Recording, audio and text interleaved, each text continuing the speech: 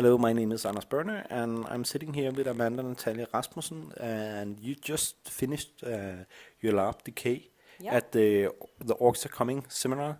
Yep, it was a premiere of the larp. I did a playtest of it at Solmukotta with only 5 players, but this time we were almost 40, so that was quite a change. And your larp, it's what do you describe it some? Yeah, social realism and zombies might be might be a way to go. It's heavily inspired by the BBC series In the Flesh. So the setting is basically that this is after the zombie apocalypse. And in this kind of zombie apocalypse, the only zombies rising were people who were already dead. So we have the families who actually lost family members who are now coming back, almost as they were once, because they're in treatment, they're not aggressive anymore, but they have done some terrible deeds while in their untreated state. So they also have to deal with those dilemmas. Yeah. And the game starts with one group of the player, all the non-zombies, being at the small town council meeting, and the zombies being at their treatment. Yeah, the players start in different locations. Partially disease syndrome sufferers, or PAS sufferers as we call them in Danish. These rehabilitated zombies start out meeting their therapist, who has been treating them, and the therapist will tell them, oh, are you ready to go home now? And you probably have some concerns about it, and some common problems when you meet with your families could be these things. So it's both to give them a little bit of reassurance that it's not going to be so bad, people will accept you, but also just planting some ideas about what could go wrong.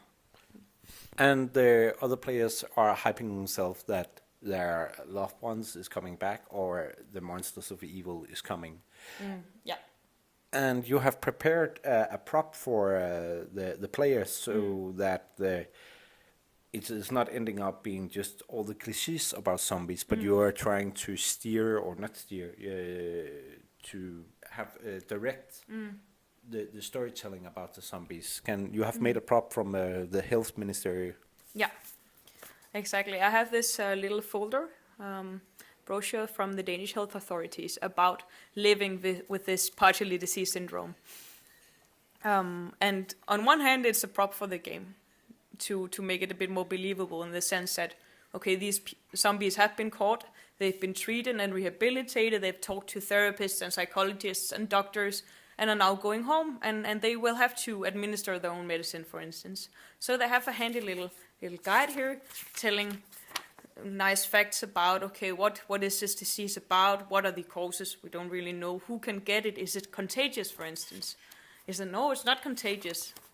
You can touch people and stuff like that. It won't be contagious. How many people are suffering from it? What happens if you forget your medication? All kinds of handy facts. Can a partially diseased syndrome die? So relevant information, and as one of the first things that happen in the game is that these people need to reunite with their families. This is a brochure that they get with them. It's like, okay, you can take it to your family and show them, and you can read it and talk about your syndrome, talk about the diagnosis. So it's also a tool for the players to get that conversation going. Yes, and your LARP is, you can play it for 15 players or 50 players. Can you please show us the relation diagram that you have made for, and explain the different dynamics between families, etc.? Yeah. Actually, in the beginning, before writing all the characters, I tried to make a diagram resembling a real social network, just a bit simplified.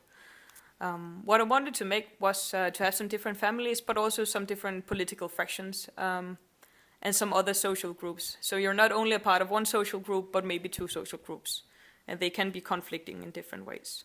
So all these little squares are different groups, are different families. There's a collective for some of these rehabilitated zombies who don't want to conform, basically.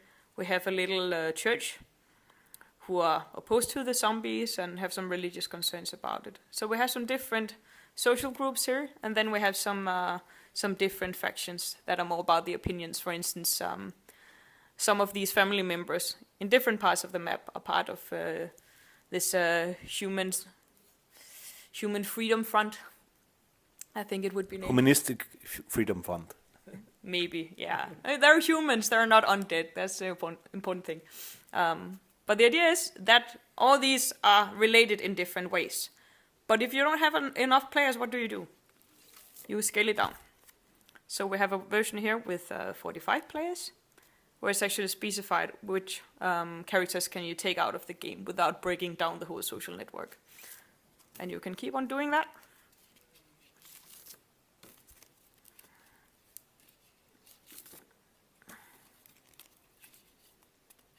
And at some point, for instance, the church faction is not here anymore. Yeah, it's gone. Then yeah. the complexity of the game is. Yeah, it's simplified a little bit, or at least the balance is also affected. We still have some of these undead pride activists who are like, we shouldn't be ashamed of, or zombieism.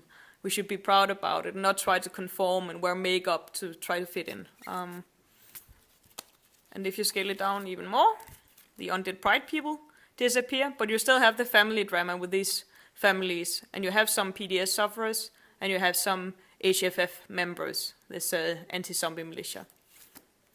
So, quite a difference.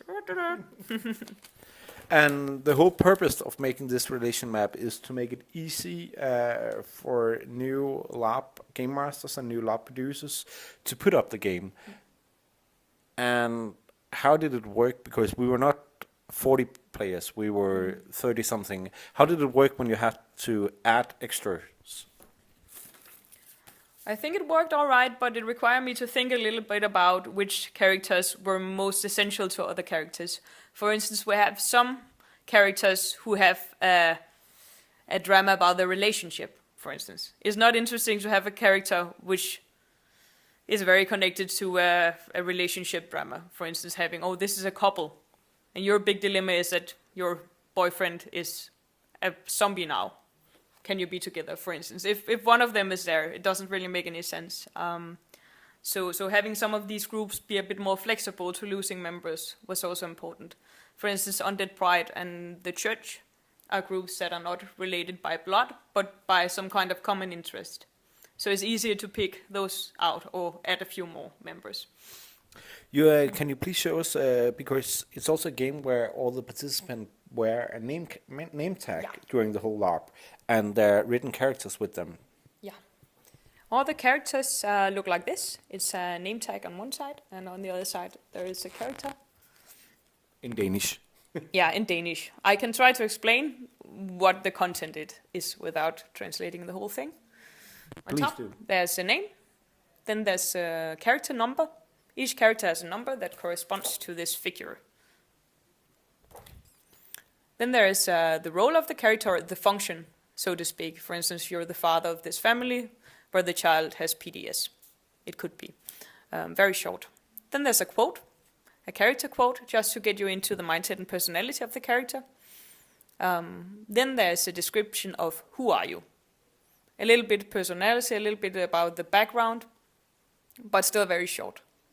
Then there's the stuff about who do you know, your most important relations, and they're based on this thing. And then in the bottom here, there's what do you want to do. That's basically your goal and your motivation for doing it. And then you have, was it 2-hour workshop before the game, and then you have 4 hours of play or something like that? I think we only spent around an hour workshopping, but we could have used more time. You have written a plan for the workshops. How long is the workshop plan? I think the workshop plan was around an hour, yeah. But also stuff like makeup takes time, so yeah. So it's a quite well-produced game, and it takes 5 hours all in all to run. Yeah. And you can order a box with it, in Danish, sadly now. Amanda, I have to translate it later on. Yeah, will do. That's good to hear. Thank you for listening. Thank you, Amanda, for doing awesome work. Thank you. Bye-bye.